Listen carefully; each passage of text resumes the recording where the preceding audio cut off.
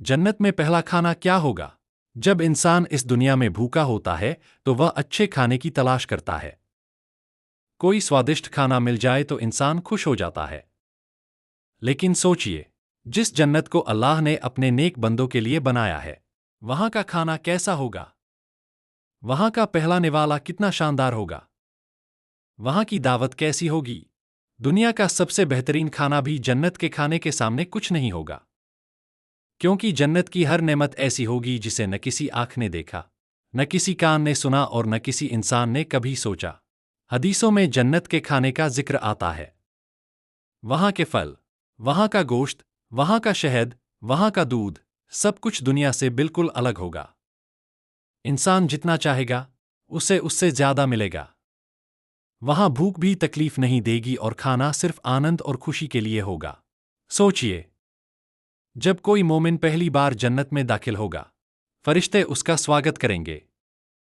हर तरफ नूर होगा, खुशबू होगी, पेड़ झूम रहे होंगे, नदियां बह रही होंगी।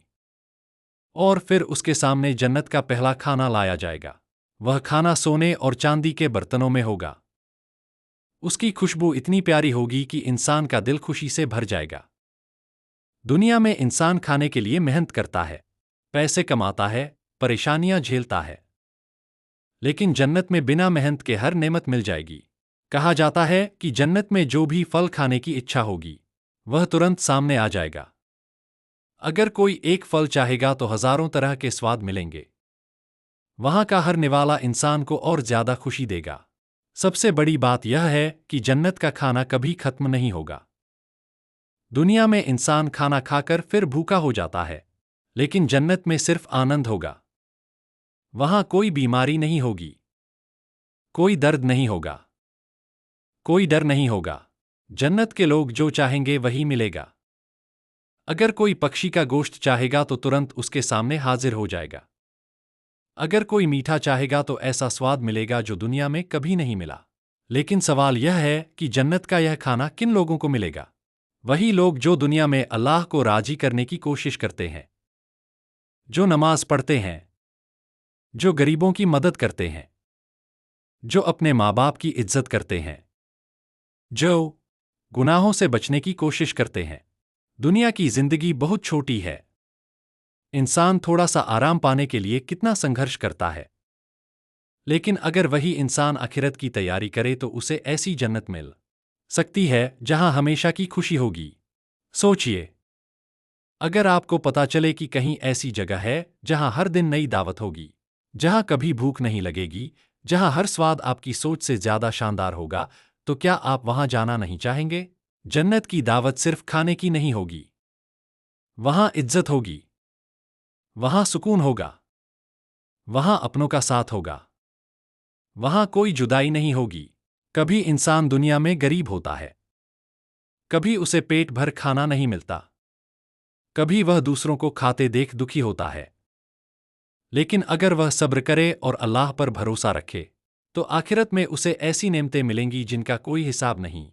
हदीसों में आता है कि जन्नत के लोग खाते पीते रहेंगे लेकिन उन्हें कोई तकलीफ नहीं होगी। वहां न बीमारी होगी, न कमजोरी होगी, सिर्फ आराम और खुशी होगी। दुनिया में इंसान अच्छे होटल और बड़ी दावत देखकर खुश हो जाता है, लेकिन जन्नत की एक छोटी सी नेमत भी दुनिया की हर चीज से बेहतर होगी। सोचिए, जब पहली बार जन्नत का खाना सामने आएगा तो मोमिन का दिल कैसा होगा?